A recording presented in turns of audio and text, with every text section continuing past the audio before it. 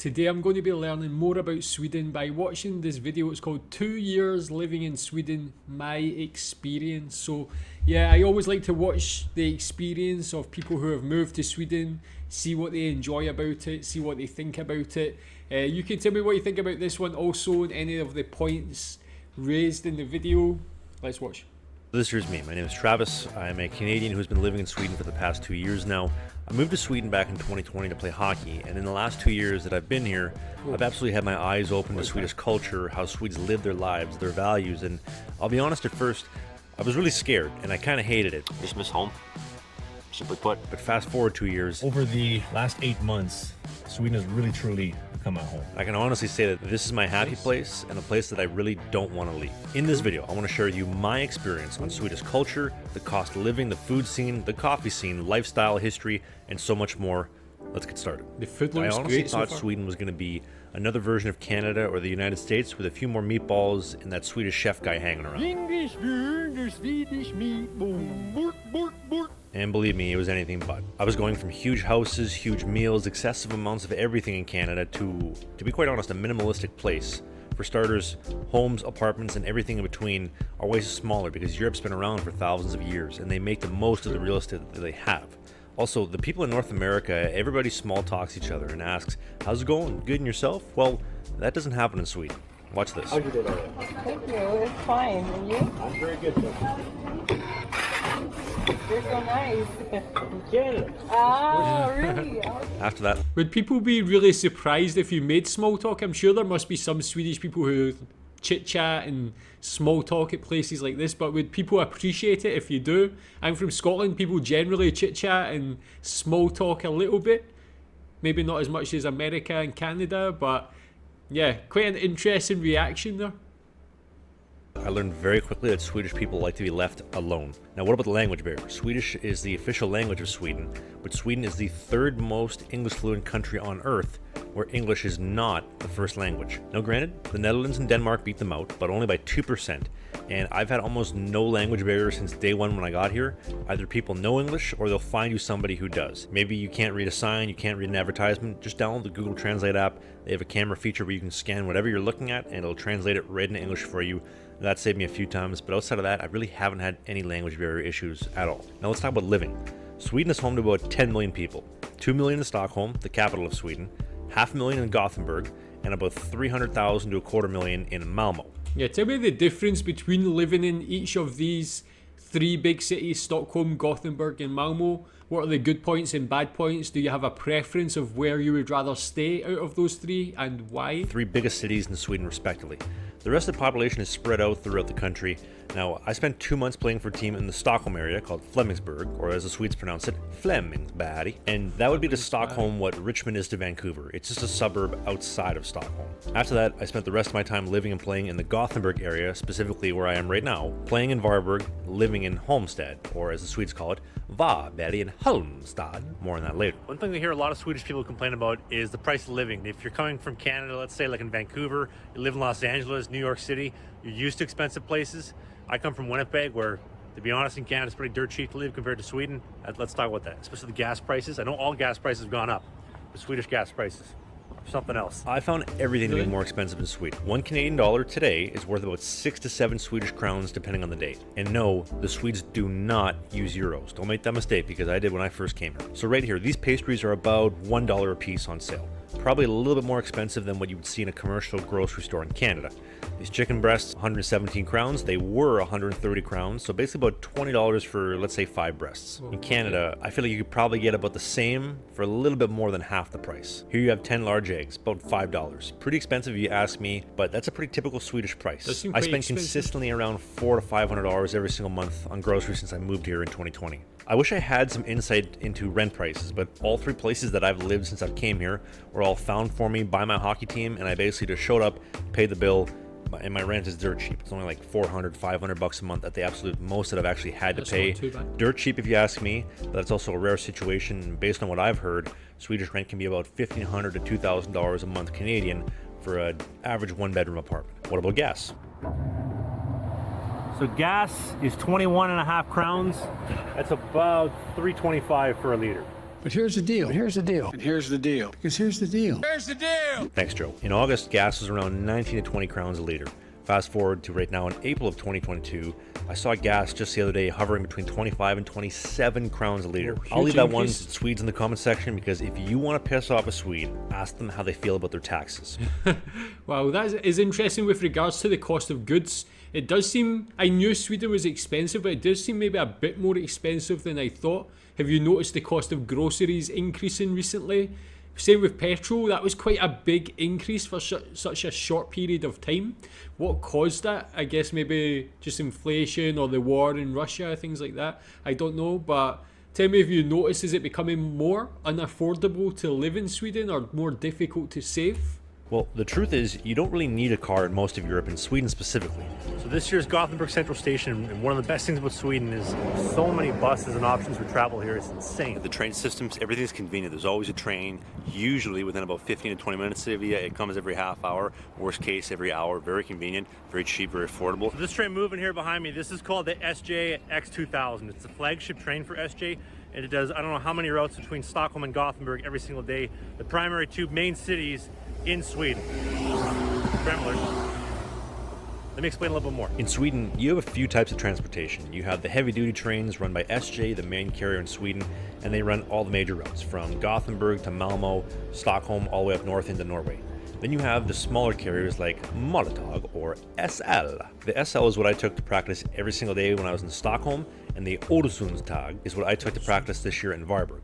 SL will run you about $100 a month for a train pass, and they run trains every 15 to 30 minutes throughout the day, everywhere in Stockholm. The Öresundståg is going to run you about $200 a month, and they run trains every 30 to 60 minutes, sometimes every 2 hours, depending on the day, from Gothenburg all the way into Denmark. Obviously, you have smaller commuter trains like these, but you also have regular buses, the buses that you'd see anywhere else in the world. Now, finally, you have the infamous streetcar. Now, I believe there are a few places in Canada that still do the streetcar, but they are everywhere in Sweden, and you can get them included in your monthly pass if you desired. So, for me, I got an all-you-can-eat pass from Gothenburg to Holmstad. Any train, any tram, any bus I wanted, unlimited for a month. And considering that's about the same cost as 2 weeks of gas, let alone the insurance, parking, cost of a car, etc., that's a steal of a deal. The country of Sweden was literally built for being mobile without needing a car. One thing I was super worried about when I first came here was, are they going to do everything in miles or kilometers? Everything is kilometers, we're all good.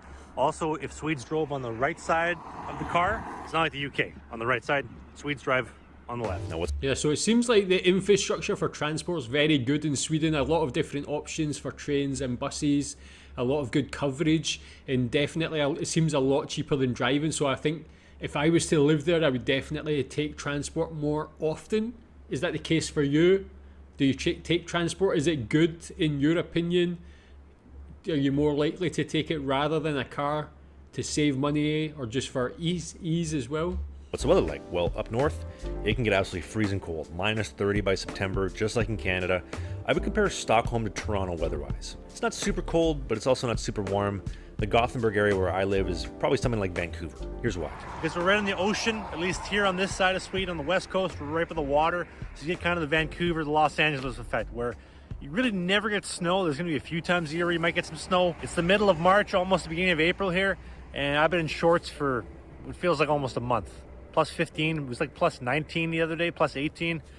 Incredible. Now that may sound great, however in the winter, you're going to be seeing a lot of gray, but you're also going to be seeing a lot of this. This is the worst thing about living in Sweden, is the fact that like it rains and it rains and it rains. Like in the wintertime, I'm not kidding you, it will rain for like 2 weeks straight. It'll just keep raining, it'll keep going, and there's no sunshine for like a month. Scotland is just great. Visually though, I would say Sweden is a lot like the Canadian prairie. You could watch your dog run away for 10 kilometers and never lose track of him. There's a lot of fields, plains, farms, but with a couple of hills mixed in here and there. Fun fact to you, by the way, the word berg is a Swedish word that means mountain. Now, I was told that this right here is the mountain that Gothenburg was named after, or Göteborg, as the Swedes would call it. You'll notice a lot of bergs. Varberg, Flemingsberg, Falkenberg. There are a lot of bergs here. Speaking of history, Sweden is probably older than Christ, and I'm not kidding you, the Vikings lived here. And although you will not see many Vikings kicking around today, you will see some seriously cool ancient architecture. Gothenburg Central Station, for example, here is the oldest train station that's still in use in Sweden. It opened in 1858, almost 150 years before I was even conceived. And it's the same station that millions of people departed from to head down to the water before heading over to the New World in North America for a new life. And I gotta be honest, this is one of the reasons why I love taking the train. There's just so much history. beautiful. It's an absolute time machine, and it takes me back in history from the first time you arrive.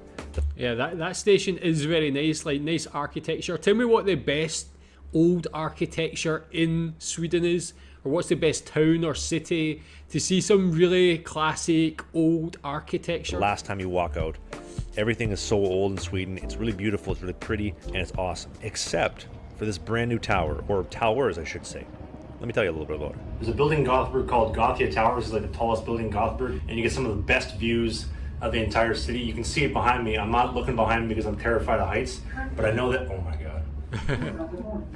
Oh, they got a pool. That's the pool. I know they have like 2 in Vancouver, but Why is it so a cool. pool So you there? can literally see Is that all a of hotel? Gothenburg from these 3 Gothia towers, from the Ferris wheel and the amusement park to the Scandinavium, the official home in the SHL for the Frölunda Indians, and also this soccer stadium, which I only discovered there is a professional soccer team in Gothenburg about a week ago, which is Yeah, kind of. I know of the Gothenburg team because I recognise them from European football. In an old computer game, there was a player called Nicholas Alexandersson in Championship Manager, Football Manager, and he could play every position. Tell me if you remember that player. But it goes without saying, Swedes love their sports. They also love their metal. Hair metal may have died in North America in 1991 when Kurt Cobain came along. But believe me, hair metal is alive and it is well over here. It has not died. Now let's talk a little bit more about food. The Swedes love black licorice. If you don't like black licorice, that is okay.